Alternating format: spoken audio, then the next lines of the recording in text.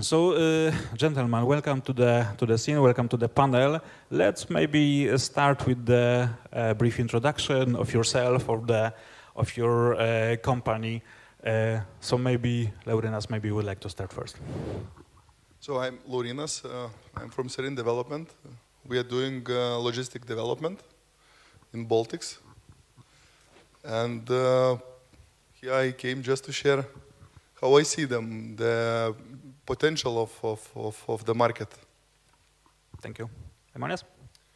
So hello everyone, I'm Laimonas Nekrosius, representing LTG Cargo. I'm responsible for the commercial of LTG Cargo, and LTG Cargo is the largest railway company in Baltic region. The first and today the only one railway carrier that is going from Poland to Estonia by themselves every day, and the one that is expanding to the middle of Europe very fast by creating new companies, by creating new connections, and the only one railway carrier that already a couple years ago connected Baltic states to Germany, to the middle of Germany. Thank you. Rolands?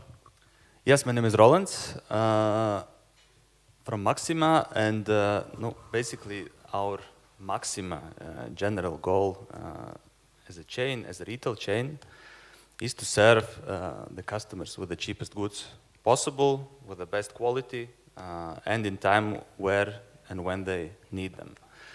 And the general strategic goal of the supply chain of Maxima is to do it the cheapest way possible and the quickest way possible. So we're always striving to the flexibility of our supply chain to serve the customer's needs. Thank you. Remo? Hi, I'm Remo.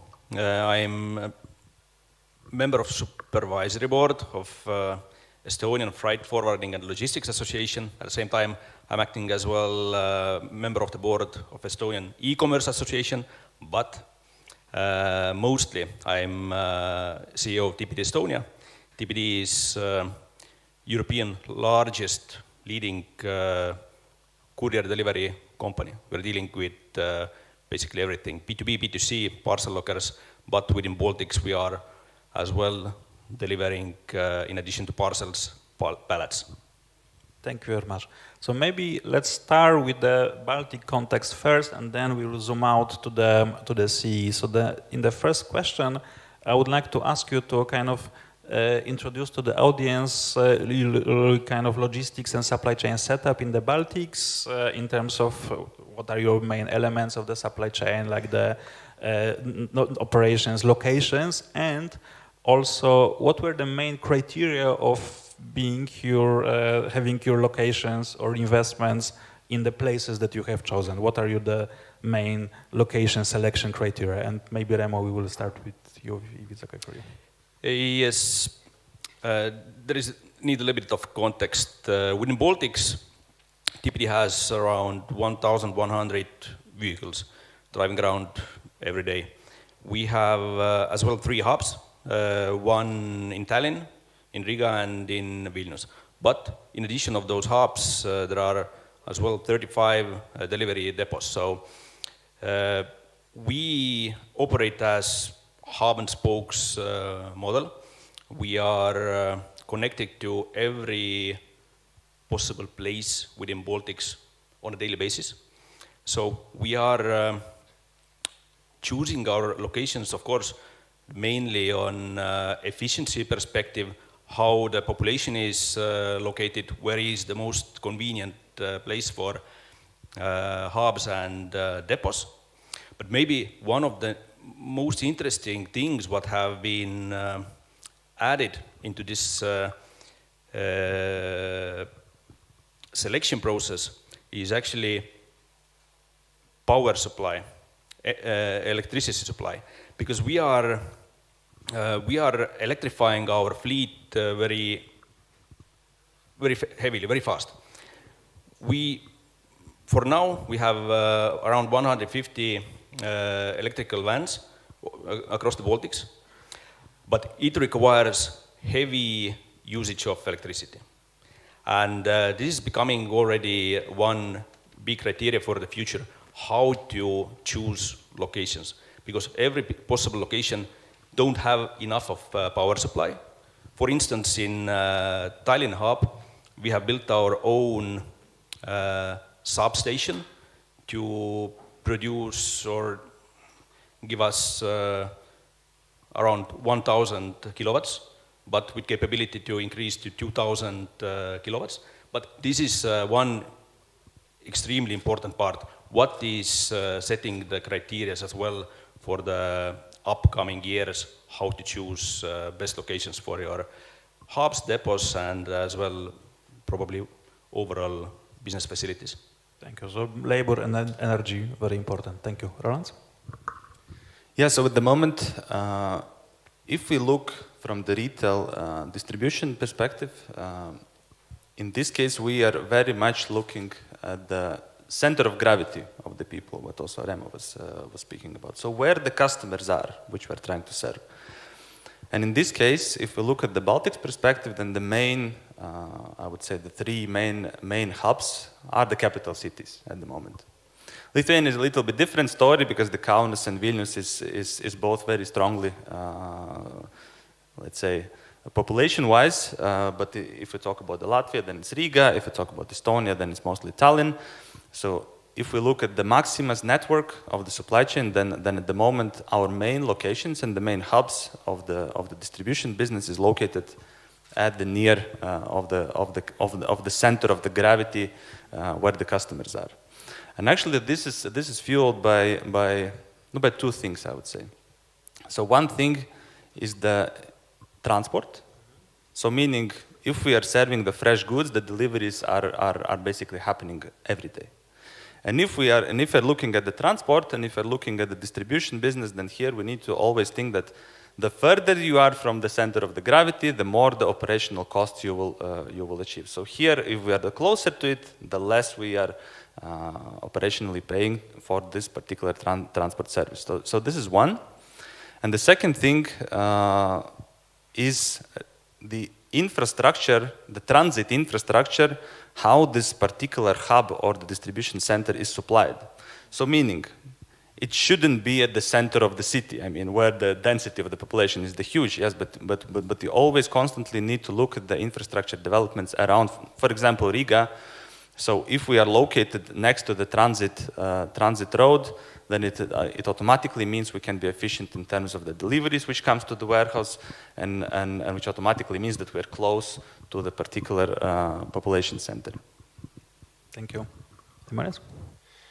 So maybe I will start with a little view to the future. So as we probably all already see that the road transport don't have very bright future in compared to the railway. And of course, it's never going to happen that there will be only one inland transportation, the railway, but it will be in combined with railway with road transportation. So from the logistic perspective, I can advise you when our clients are doing the investments, long-term investments, they should always think about the future of logistics, the future of transportation. And to give you a little maybe understanding of the difference and how the future gonna change these logistic chains. So it will be the biggest part will be going by rail, and there will be connections for first line and last mile with road transportation. So the road transportation costs will grow significantly because of few factors.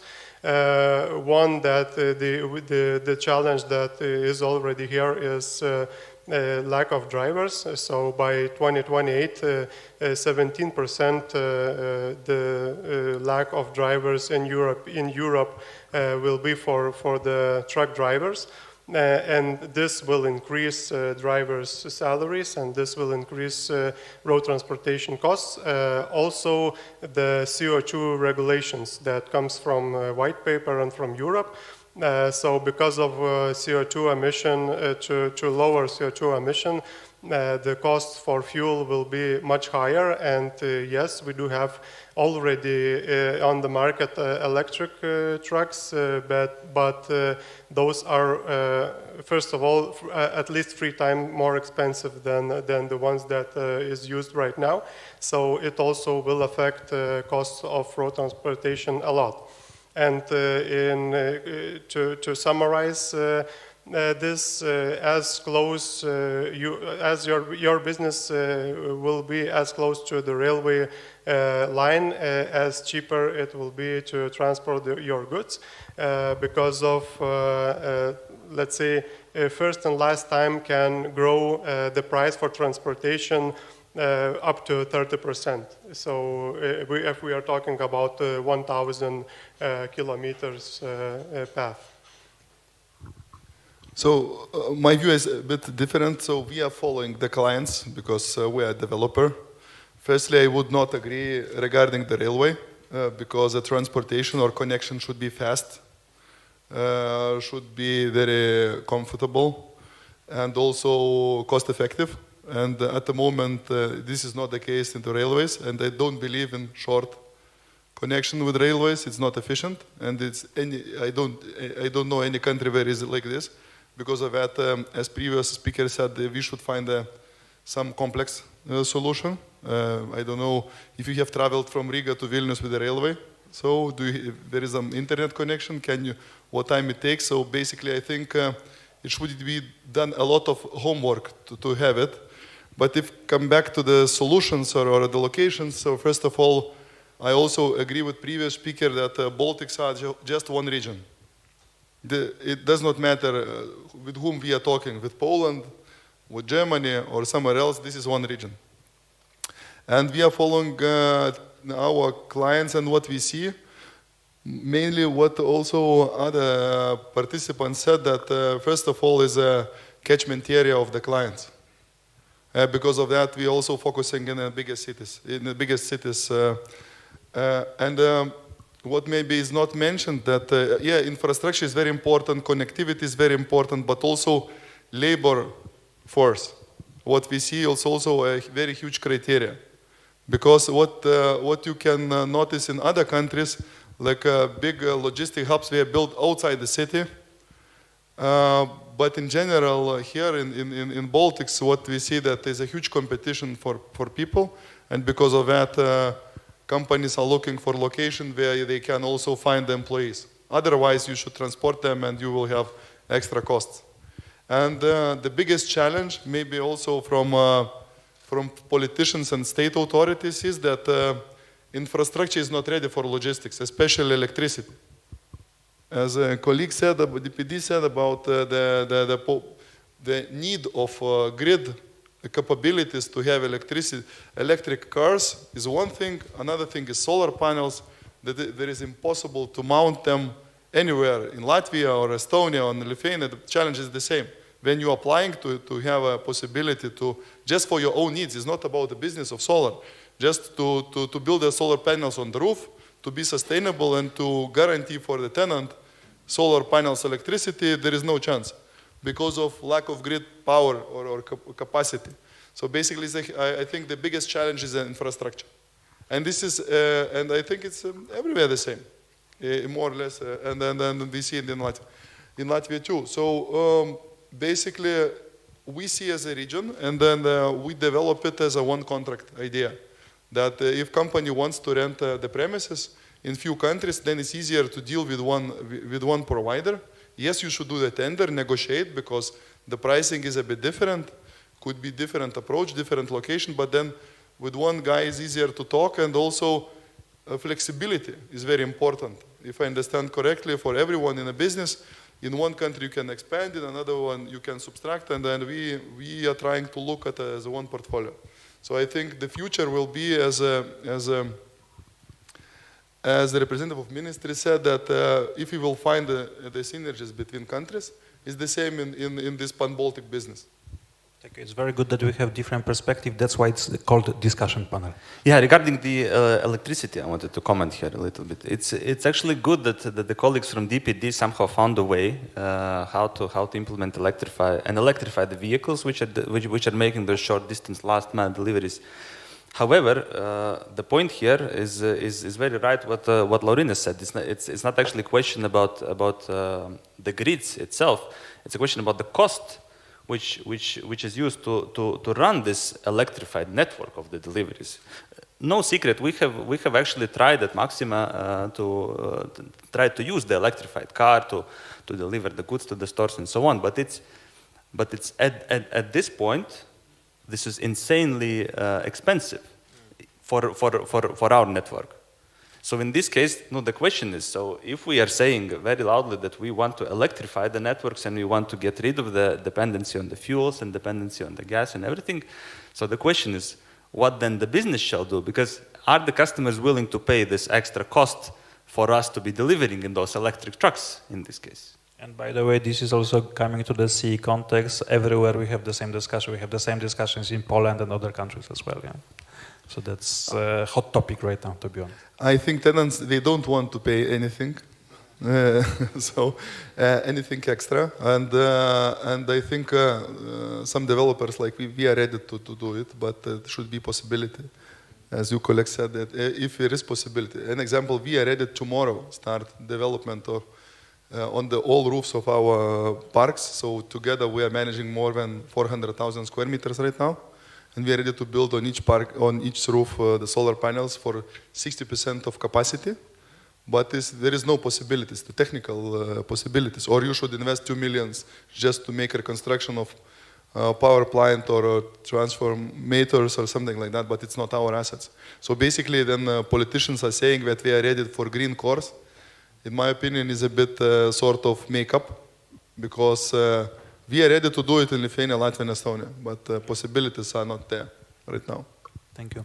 So we have started with the kind of perspective of the operations in the Baltics, and then let's zoom out to your connections with the Central Eastern Europe as the broader region. Do you already cooperate with the other CE countries? Do you have flows to and from the other CE countries? How these cooperations and the supply chain connections looks like? And maybe Rolands, you would like to start first. Yeah, so if we look at the retail, there is really a lot of categories which we serve at the moment.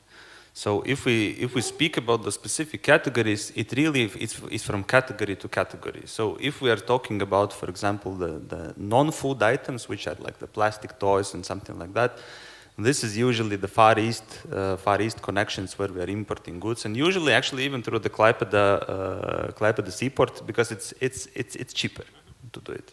So if we would have the infrastructure here as well in the Latvian ports, we would be happy to accommodate this logistic network and switch it to the Latvian port. However, at the moment, it looks like somehow Lithuanians managed to do it in the better way. So if we are talking about the closest connections with the Central Eastern Europe and maybe to the Central Europe a little bit, then we are talking about the main connections with the Poland, as also was shown in the slide by you, which is like one of the major manufacturing centers of the Europe.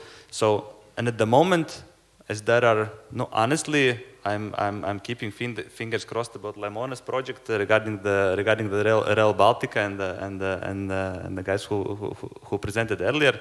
Currently the only option how to get those goods here to the Baltic states is via trucks. Mm-hmm. There are no. Basically, if we talk about the Poland, there are no other options how we can do it. So and in this way, if we would like to, if we would see the economical benefit, it's a very easy decision to take.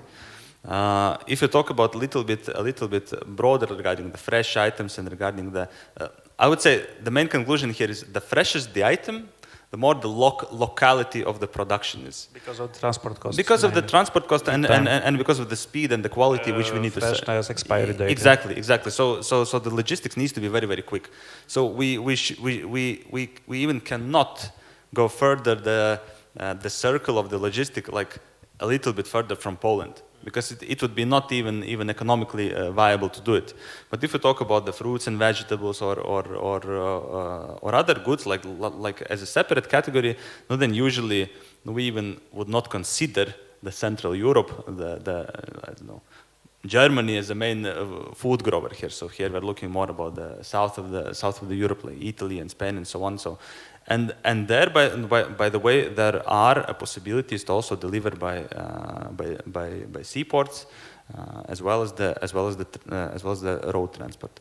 But at the moment, still, even though the routes are there, if we combine in the daily life and the daily picture, the costs for the deliveries, at the moment, the road transport, in many cases win. Are there any flows like the other way around, like the Baltic's products sold within or delivered, as far as you know? Because you have also a chain in Poland, Stokrotka. Yeah?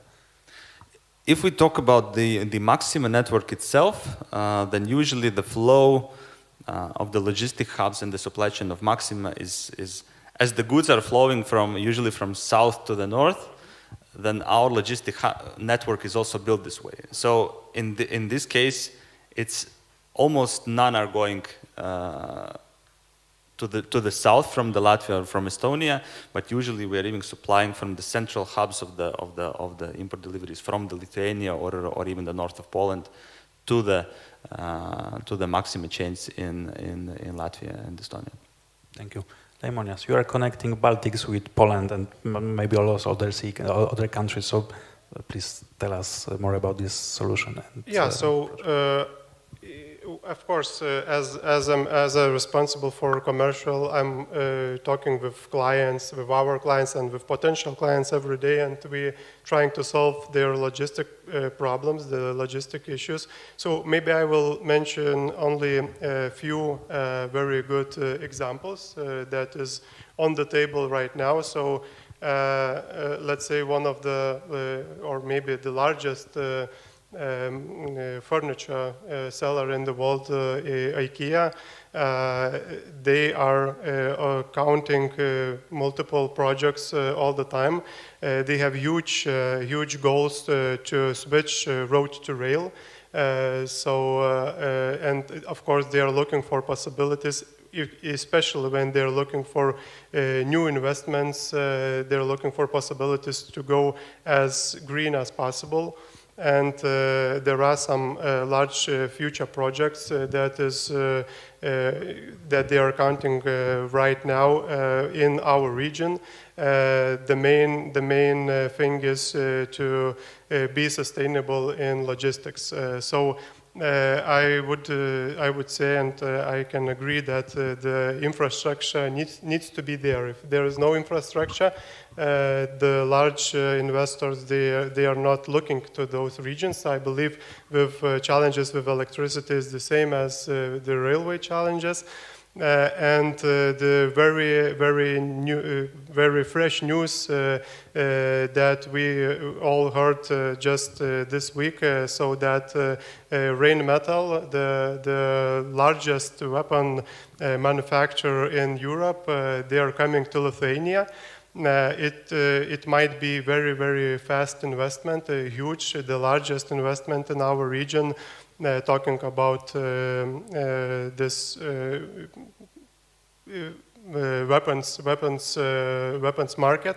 So the main also we are already talking with Rheinmetall. They are also already exist in Lithuania. And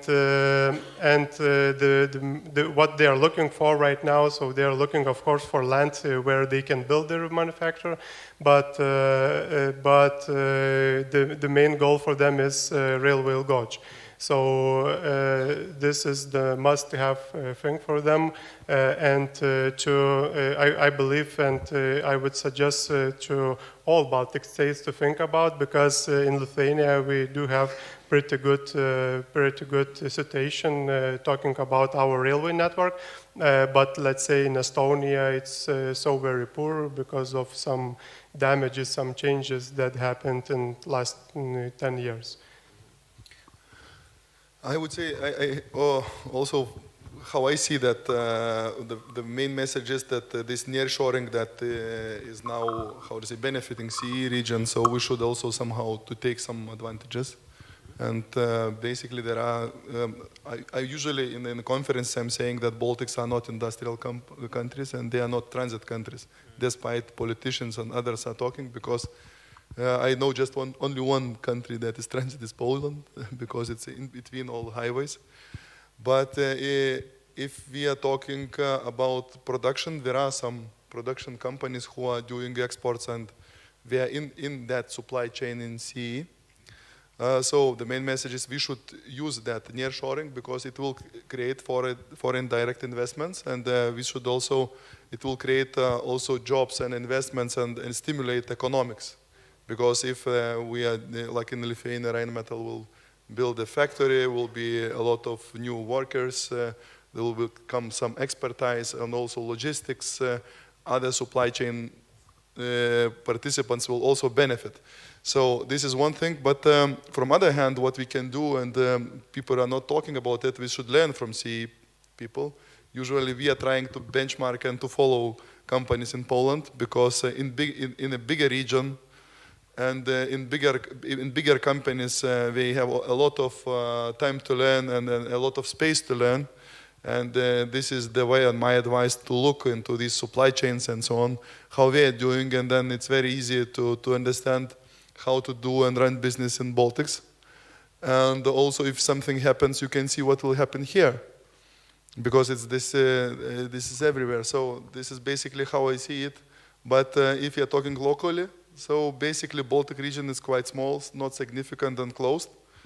And we should have our supply chains. And also maybe just on that one, because nearshoring manufacturing is actually very important, which sector, which industry, whether it's high value or low value. I had a very interesting meeting with the Invest Lithuania representatives a few days ago, and I was really very much impressed how much on the country level there is a focus on attracting the specific sectors. High value electronics, if you have Continental in Kaunas, but it's not tires, it's actually sensors. So high value, and there was also, that's the new phrase I've learned, miltech, military technology as a sector is apparently growing. And it's very important not just to say that the country should be attractive. I think it's very important to have cooperation between state or government, between investment agency, the same agency we have in Latvia here also, and in Riga, even in the city has. But it's also very important to have cooperation with developers, because not all companies want to have it on their own balance, the factories. And if you have cooperation, then there is a success. I think in Kaunas we are very flexible and very orientated on clients, I agree. And the last thing what I wanted to say from developer side, what we see, and the huge potential, because of Baltics are a very small region, that it's possible to manage the cost when you are taking suppliers from Poland. It's the same like Maxima is doing, but from construction side, let's say sandwich panels, other construction materials can come not just from Poland, but also from Romania, from Turkey even, and in some cases even efficient to import it from more far countries, because the markets are more competitive, more mature, and they can give you very good pricing if you have good planning and are you ready to buy it. Remo, you are working for the international company, Yeah. so you are probably quite well connected anyhow. We are connected to everywhere, basically every day. That's true.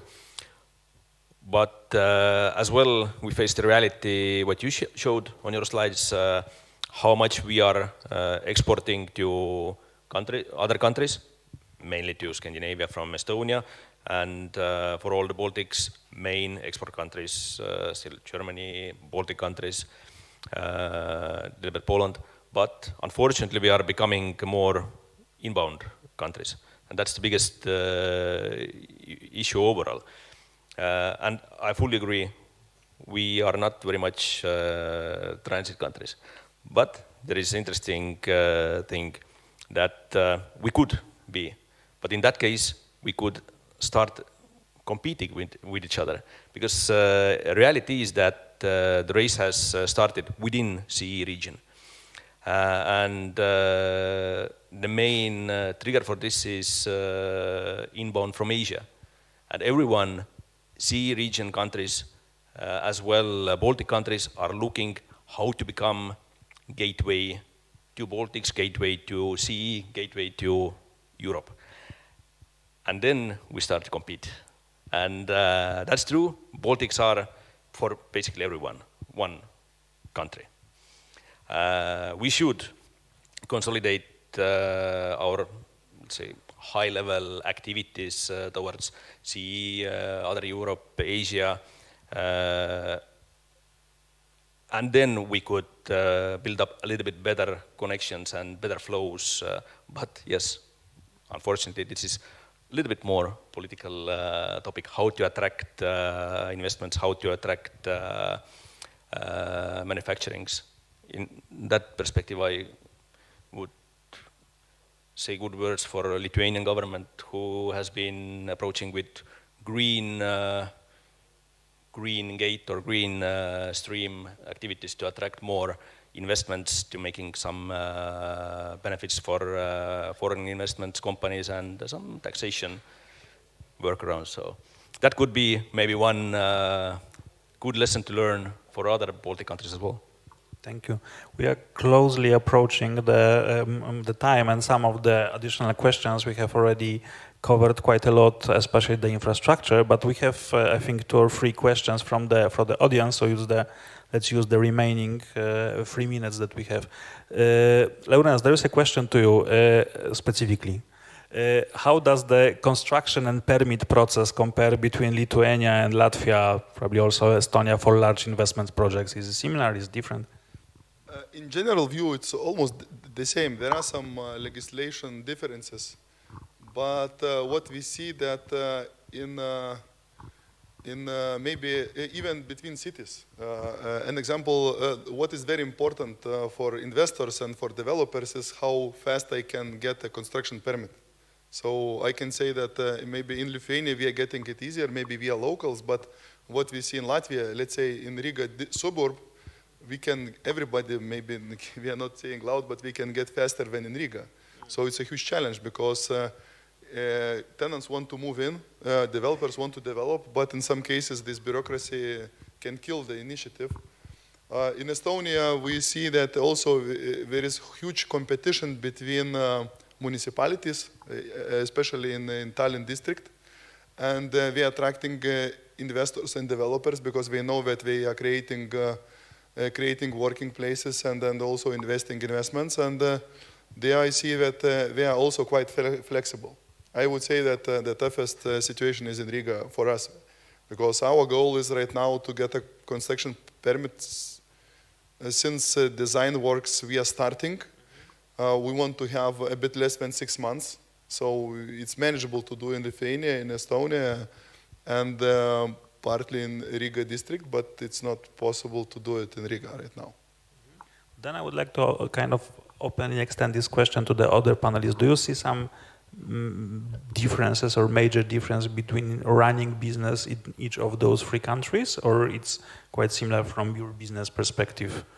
That's an open one, so whoever wants to answer. Unless there are no difference, then I go to the next one. Not really. Then, Rolands, I have a question to you, which is specifically to you, and this is at the intersection of logistics and commercial questions. So this is actually the question from the consumer, I think. And I will read it. If logistics costs rise depending on how close the shop is to Riga, but Maxima has the same price policy in all Latvia, does it mean that shoppers in Riga subsidize others from smaller cities? Yes. Very short and precise answer.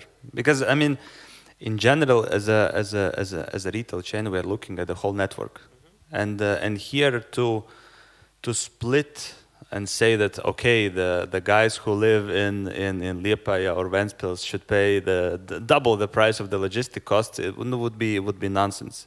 Because here, if we have a combined network, and we are speeding all the shops, which means that we are splitting the cost between everybody, and we are getting the efficiency of combining those loads, of putting them into the trucks together. So basically, it wouldn't be even very clear how much to split those costs between those locations. So I mean, in general, so yes, we are then equalizing the Latvia in this case.